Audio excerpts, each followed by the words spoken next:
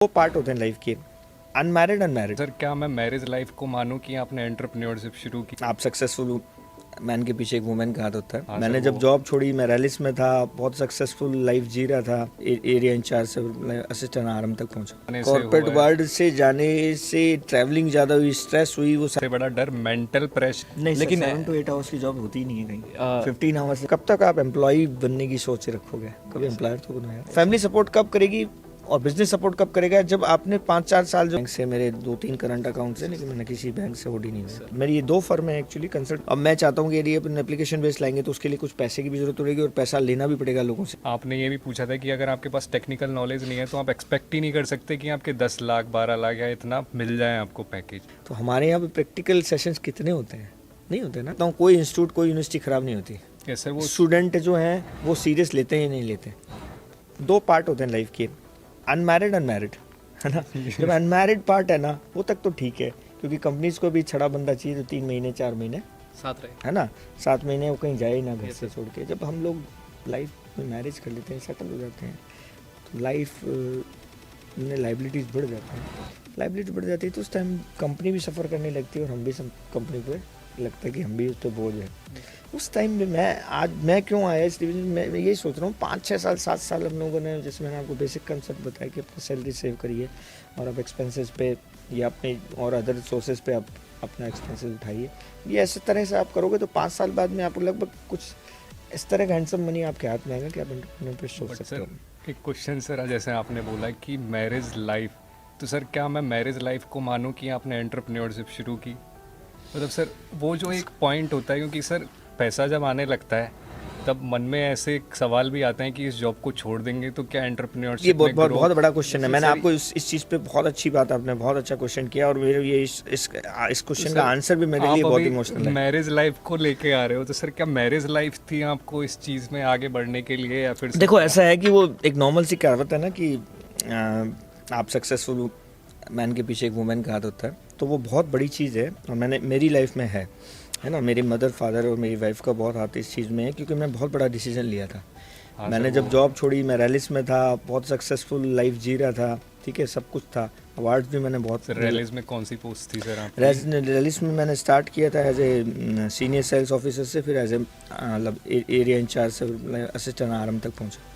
उसमें बात पोस्ट की वो नहीं है। जितनी बड़ी बड़ी कंपनीज में जाते हैं ना, तो टर्नओवर का टारगेट, ये चीज़ों का टारगेट, फिर आप टेक्निकल नॉलेज साउंड होती है तो आपकी टूरिंग बढ़ जाती है, ट्रैवलिंग बढ़ जाती है। मेरे साथ पर्सनली ये हुआ कि इसकी टूरिंग ट्रैवलिंग स्ट्रेस से की वजह से, मैं ये नहीं कह रहा लोग मैनेज करते हैं, कर रहे हैं जॉब, वो गलत नहीं कर रहे हैं, लेकिन मैं अपने आप को जहाँ तक उस लाइफ में सूट नहीं कर पाया और मुझे बैक पेन की बहुत ज़्यादा प्रॉब्लम हुई और बैक पेन की प्रॉब्लम से मैं लगभग 6 से 7 महीने बेड रेस्ट पे रहा। सर ये बैक पेन कहाँ से शुरू हुआ? मतलब क्या कॉर्पोरेट वर्ल्ड में जाने से हुआ कॉर्पोरेट है? वर्ल्ड से जाने से ट्रैवलिंग ज़्यादा हुई, स्ट्रेस हुई, वो सारी, या हो सकता है मेरी लाइफस्टाइल भी खराब हो, मैं ये नहीं कह रहा। सर ये सबसे बड़ा फियर रहता है, मैं भी एज ए फ्रेशर हूँ सर, मुझे भी सबसे बड़ा डर मेंटल प्रेशर। और सर ये जो ट्रैवलिंग करते रहते हैं 24 घंटे, मतलब महीने भर 2 महीने, आपने बोला 7-7 महीने कंपनी खुद के पास रखना चाहती है, ये सबसे बड़ा क्वेश्चन चलता है सर हमारे फिर क्या होता है, दिमाग ट्रांसफ़र भी बहुत साइमल्टेनियस होता है। अब देखो होता क्या है, प्रॉब्लम ये होती है कि हम लोग, आपको भी पता है, सीजन वाइज होता है बिजनेस,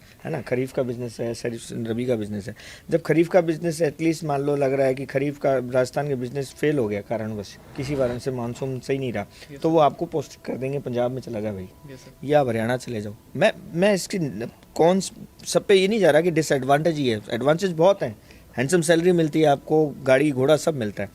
लेकिन देखो एक बहुत बड़ा जो चीज़ का मेरे डिसीजन का पॉजिटिव कहाँ आया, कोविड में।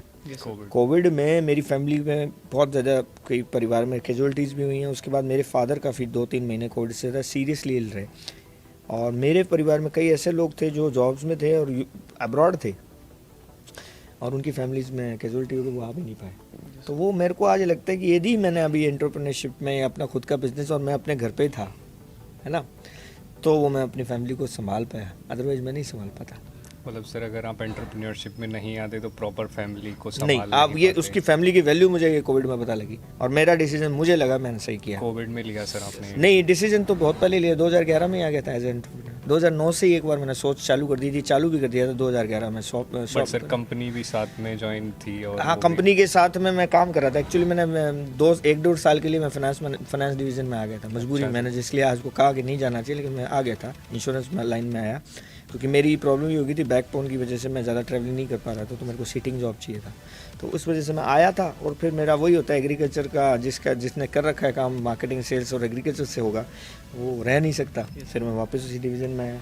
सर जैसे एक स्टेज भी होती है, जैसे कि आपने बताया, एक आफ्टर 6-7 ईयर्स एक अच्छी ग्रोथ हो जाती है आपकी, एक अच्छा पैकेज हो जाता है आपका। तो उस टाइम पे मतलब आपका एक अच्छा खासा पैकेज था, तो वो ऐसा क्या डिसीजन था? क्योंकि वो तो सिर्फ एक मान लो आप 7 to 8 आवर्स की जॉब थी। नहीं, लेकिन 7 to 8 आवर्स की जॉब होती ही नहीं है कहीं, 15 आवर्स से नीचे जॉब ही नहीं है। सर तो वैसे रात फिर को भी तो वही है ना, एंटरप्रेन्योरशिप के लिए तो सर जैसे 24/7 आपको अवेलेबल रहना पड़ता है, तो वो कैसा क्या डिसीजन था कि एक जैसे अगर मैं होऊंगा तो मैं ऐसा सोचूंगा कि मेरा इतना पैकेज है तो मैं क्यों ही जाऊं, क्या ही करूं जब मुझे सैलरी आ रही है? मुझे एक बात बताइए, कब तक आप एम्प्लॉय बनने की सोच से रखोगे? कभी एम्प्लॉयर तो बनना है ना? क्यों नहीं चाहते कि आपके नीचे भी 10-15 जने काम करें? Yes sir. है ना? एक अंदर ये, जिस आदमी के अंदर ये झील होगी ना खुद को कुछ करने की, यार रतन टाटा को सब फॉलो करते हैं, यस रतन टाटा बनने की तो सोचो। Yes, यदि आप नहीं सोचोगे, लाइफ वही है, आपको वही घसीटती ले जाएगी। एक लाइफ टाइम जब तक, मैं कहता ना, आप फिजिकल, जब तक आपका पोस्चर सही है, या जब तक आपकी लाइफ में, जब तक आप कोई बेसिक डिजीज बहुत ज़्यादा नहीं है, कुछ नहीं है, तब तक कंपनी से आपको रखेंगी। 50-60, ऐसा मेरे को बताओ, ये अमेरिका वाला ट्रेडिशन तो है नहीं कि यहाँ 90 साल का भी CEO बैठा है, यहाँ तो 60 साल बाद रिटायरमेंट कर ही देते हैं ना, काम का नहीं है उसको उठा के फेंक देते हैं। आप अपने आप को इस लेवल पर पहुँचो कि यार मुझे भी कुछ करना है लाइफ में। उसके लिए आपको सबसे पहले तो फैमिली सपोर्ट की बहुत ज़रूरत है। फैमिली सपोर्ट कब करेगी और बिजनेस सपोर्ट कब करेगा? जब आपने 5-4 साल जब जॉब की, उसमें आपने कुछ ना कुछ फाइनेंशियली अपने आप को सेव करके रखा हुआ है, तो आप बिजनेस के लिए सोच सकते हो। सबसे बड़ा, मैं आज भी कह रहा हूँ आप लोगों को, सबको मेरी रिक्वेस्ट है कि जब हम जॉब में आते हैं, हैंडसम सैलरीज मिलती हैं, तो सबसे पहले से हम लोन के चक्कर में पड़ जाते हैं, मकान का लोन, गाड़ी का लोन, ये चीज़ें आप यदि थोड़ा टाइम तक दूर रहोगे, तो मेरा आधा मानना है कि जैसे मैं हूँ, मैंने इन चीज़ों से दूर रहा। Yes sir. जैसे सर आपने बताया आपने अभी तक लाइफ में लोन नहीं लिया सर, नहीं, लोन नहीं है। तो वही सर, और मेरी बिजनेस में भी लोन नहीं है। मैंने कोई ओडी मेरे बैंक से, मेरे 2-3 करंट अकाउंट से, लेकिन मैंने किसी बैंक से ओडी नहीं लिया। खेती की पाठशाला के बारे में बताइए हमें, कि कैसे Yes, sir. कैसे ये नाम पड़ा ये और नाम कैसे ये शुरुआत बहुत हुई अच्छी सर? बात है, ये आपने बहुत अच्छा क्वेश्चन पूछा। ये नाम वो मेरे 2-4 गुरुजन हैं, जिसमें से हमारी यूनिवर्सिटी के हैं गुरुजन हैं, डॉक्टर असम कुमावत और सर हैं, इंद्र मोहन जी हैं, और मेरे और भी नॉन लोग हैं।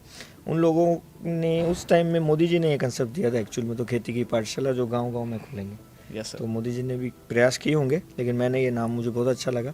और मेरी ये 2 फर्म है एक्चुअली, कंसल्टेंसी फर्म हम खेती की पाठशाला के नाम से कर रहे हैं, और एक इंडियन ओवरसीज जो हमने एग्री इनपुट का बिजनेस जो हमारा है, वो इंडियन ओवरसीज एग्रीकल्चर प्लानट, वो भी एक बहुत बड़ा सा नाम है। इंडियन ओवरसीज तो एक लगभग ये हो गया कि इंडिया में भी करेंगे, ओवरसीज में भी करेंगे एग्रीकल्चर का, और एक प्लानट है पूरा, एक हम लोग ग्लोब को प्लानट लेके चल रहे हैं। तो वो एक बहुत एक बड़ा कंसेप्ट था। उसमें हमने जो उसका लोगो भी बनाया, वो भी भारत के झंडे से रिलेटेड है, वो भारत का झंडा है उस पर लगा हुआ है, इंडिया का। मतलब मुझे ये थोड़ा सा, मैं ज़्यादा देशभक्त हूँ, तो इस वजह से मेरे को इन चीज़ों से ज़्यादा लगाव है।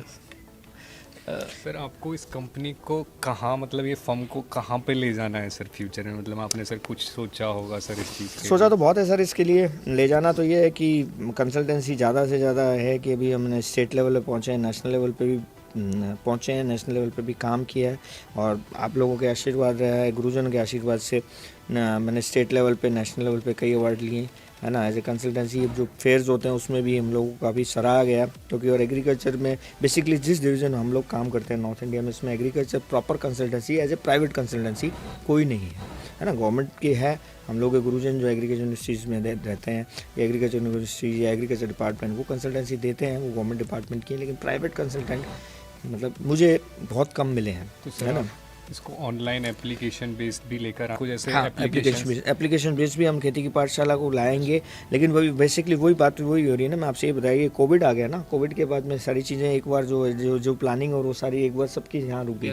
अब मैं चाहता हूँ कि यदि अपन एप्लीकेशन बेस्ड लाएंगे तो उसके लिए कुछ पैसे की भी जरूरत पड़ेगी, और पैसा लेना भी पड़ेगा लोगों से, क्योंकि पे नहीं वो करेंगे तो वो फ्री कंसल्ट वाली बात है ना। तो उसके लिए अभी एक बार मुझे लगता है 2-4 साल अभी फार्मर तैयार नहीं है उस चीज़ को लेकर, क्योंकि फार्मर के पास जो ग्रोथ है अभी वो उस लेवल पे अभी आएगी थोड़ी 2-3 साल में, जो कोविड से उभरेगा। हाँ, मैं डरा नहीं रहा हूँ, लेकिन अभी टाइम लगेगा उस चीज़ को लेकर। और मेरा बेसिक जो आप पूछ रहे हो कि हम सपना क्या है, तो सपना मेरा एग्री हॉस्पिटल है, खुद का हॉस्पिटल Agri बनाना hospital। चाहता हूँ, जिसमें आज तक एग्री हॉस्पिटल नहीं है इंडिया के अंदर। और मैं चाहता हूँ कि एक ही जगह, एक ही छत के नीचे soil testing, water testing, micronutrient testing, ये सारी जगह हो, पैथोलॉजी की लैब हो, एंटोमोलॉजी की लैब हो, और लगभग एग्रीकल्चर इंजीनियरिंग के भी जो पार्ट्स और वो सब उसी एक ही छत के नीचे हो, और उसके लिए काफ़ी पैसा चाहिए। जैसे आपने अभी लेक्चर दिया था उसमें सर आपने टेक्निकल्स पे बहुत फोकस किया था सर। एज है हमारे अभी प्लेसमेंट्स लग रहे हैं, आपने ये भी पूछा था कि अगर आपके पास टेक्निकल नॉलेज नहीं है तो आप एक्सपेक्ट ही नहीं कर सकते कि आपके 10 लाख 12 लाख या इतना मिल जाए आपको पैकेज।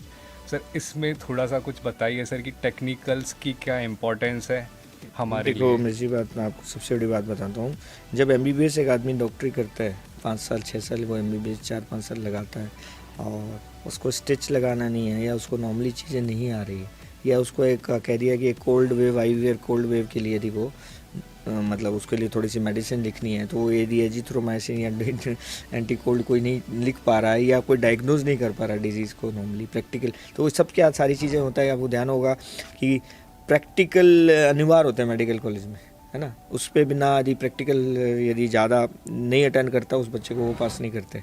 तो हमारे यहाँ पे प्रैक्टिकल सेशंस कितने होते हैं?